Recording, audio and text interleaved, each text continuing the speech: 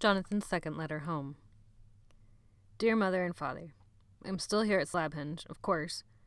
The food has gotten even better. I hope that you are doing better. Give my love to Sophia, Jonathan.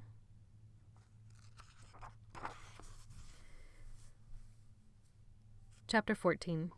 Crimes Must Be Punished. The mail drop went off without a hitch the next day. Crusty old Cyrus was there instead of Patrick, and he didn't even bother talking to Mr. Vander. The bags were traded without a word, and the boat motored off into the waves and fog and was gone. The rest of the boys, who had been hiding safely around the corner, came out to peer through the arch at the disappearing boat. It looked so small, and the distance so great. A gust of wind blew a mist of salty spray into their faces. "One more day," Sebastian said with satisfaction. "At least one more day." He held the Admiral's sword casually in one hand, its blade resting against one of his cheeks. "Ain't out the mail, Benny," he said, before spinning and heading back across the courtyard. Benny pulled the rumpled envelopes out of the mailbag one by one and called out the names written on them. Jonathan jumped when his own name was called. "Grisby, got one for you here, Johnny." Jonathan bit his lip and stepped forward to claim his letter. Benny held it out, and Jonathan grabbed it. But Benny didn't let go right away. Jonathan looked up at him and tugged a little harder. Benny narrowed his eyes and smirked. "I wonder what Mommy and Daddy have to say to you," he said in a quiet voice. "Nothing too nice, I bet, huh? After what you did?" Jonathan's heart clenched like a kicked puppy, and he felt the red creep of shame rising on his face. Benny showed his wet teeth and then let go. He blinked a bored, slow blink and called the next name. Jonathan walked across the courtyard and inside. He lay down on his mattress, still with the others in the corner of the dining room, and ripped open the envelope. One folded piece of paper was inside. Jonathan swallowed, then pulled it open and read the words written in his mother's familiar, neat, cursive writing. "Dear Jonathan, your father and I hope this letter finds you well. You were taken away just moments ago, and we've sat right down to write it. We will mail it tomorrow and hope that you will receive it soon. The house feels so terribly empty now, we don't know what to say to you. So much needs to be said, we know, but we don't know what it is yet. We miss you. We've missed you for a long time now. We will write you every day, Jonathan, and hope that maybe we can find what it is that needs to be said.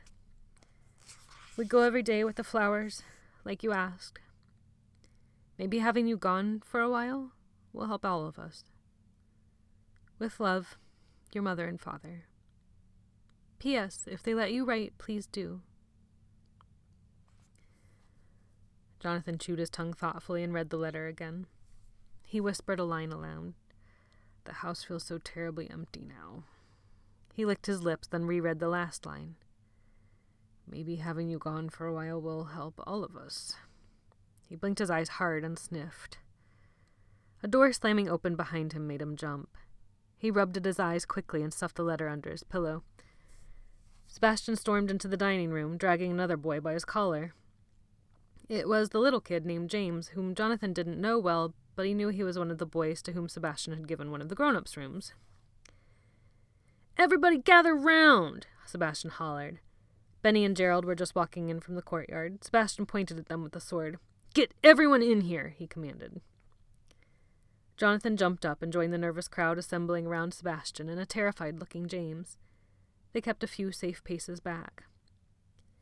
"I wanted you all to see this," Sebastian said, glowering around at the group. "I just caught James here sneaking into my room." "It's not really your room," Colin murmured. "Shut up, Colin." Sebastian's eyes flashed cold fire at Colin, standing beside Jonathan. "I caught him in my room going through my stuff." "I'm sorry, Sebastian, I didn't think," James whined, but Sebastian cut him off. "Shut up, James. I caught him red-handed eating my chocolate. It's not really your chocolate." "Damn it, Colin, you better shut your mouth." Jonathan nudged Colin sharply with his elbow. "Drop it, Colin," he whispered out of the corner of his mouth. Colin sighed angrily. Sebastian scanned the crowd, looking for defiance. All the eyes dropped to the floor when Sebastian's met them, except Jonathan's. "What are you going to do?" Jonathan asked. Sebastian's dark eyes flickered with uncertainty. He chewed his lower lip and looked doubtfully at James, still trembling in his grip. Benny slipped forward in the hanging silence and sniffed something into Sebastian's ear. Sebastian's brow furrowed and he whispered something back. Benny leaned even closer and put a hand on Sebastian's arm, whispering fiercely into his ear again. Sebastian nodded after a moment and then raised his chin to the group. He pointed the sword at Gregory and Roger. "Bring in the sinner's sorrow," he commanded. A murmur ran through the crowd. The two boys exchanged a glance, then ducked out into the courtyard, where the sinner's sorrow had sat since that final, fateful morning muster. "No, Sebastian," Colin said. "Yes, Colin," Sebastian spat. "Even with us in charge, crimes must be punished. You don't have the right." Sebastian's face contorted in fury. "I have the sword, Colin. What are you going to do?" Colin looked desperately at Jonathan. "Do something," he pleaded. Sebastian looked expectantly at Jonathan, but Jonathan was looking at Benny. Benny's mouth was set in a small, grim smile, and he shook his head at Jonathan just one time. "Jonathan," Colin begged. Jonathan eyed Benny for one more moment, then dropped his eyes to the floor and shook his head. Gregory and Roger grunted in. Tugging the dreaded sinner's sorrow between them, they dragged more than carried it, and when they'd managed to pull it close enough to Sebastian, they leaned against it, gasping. The raindrops dripping down the dark wood looked like blood in the cloud-darkened light seeping through the windows. Sebastian shoved James roughly toward the dripping sinner's sorrow. "How many pieces did you eat?" James gulped and looked out at the other boys. Again, all the eyes dropped. Like 1 or 2, Sebastian, but 1 or 2. Sebastian reached in his pocket and pulled out a handful of shiny gold wrappers. One by one, he let them drop to the ground. 1, 2, 3, 4. He cocked an eyebrow and raised the sword to point it at James. 1 minute per piece for stealing, and 1 minute per piece for lying to me. 8 minutes on the sorrow. Tears pooled in James's eyes. His bottom lip began to quiver. "The watch, Benny," Sebastian said, holding out his hand. Benny handed over a tarnished silver pocket watch. Sebastian looked out again at the gathered boys. "Who wants a room? One just became available. It's got a window and everything. Doesn't it, James?" James sniffled and nodded miserably. "Okay, who wants it?" There was a tense moment of silence. Finally, the kid named Reggie raised his hand. "I'll take it." Sebastian smiled like a snake and tossed Reggie the watch. "Keep him on there for 8 minutes, Reggie. I'm getting lunch. Make sure he doesn't cheat, and make sure he stays on the whole time. If he gets up, the clock starts over. Then the room's yours." Reggie nodded and stepped hesitantly forward. "Get on there, James," Sebastian said, lowering his sword and turning toward the kitchen. "Wait," Colin's voice stopped Sebastian cold. "This isn't right. We never voted on this."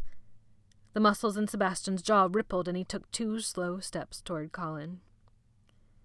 "Mind your own business, Colin." Sebastian's eyes flickered over to Jonathan, then quickly back to Colin. "This is fair. He stole from me." "You said there were no rules."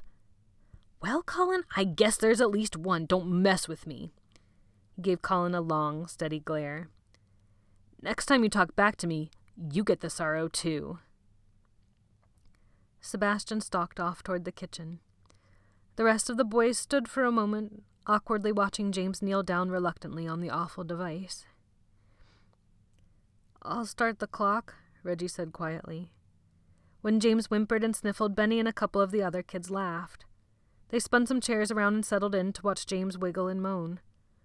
Jonathan swallowed down a sour sickness and turned away. Most of the other boys did too. A few wandered outside or into the kitchen, their eyes held carefully away from James's torment.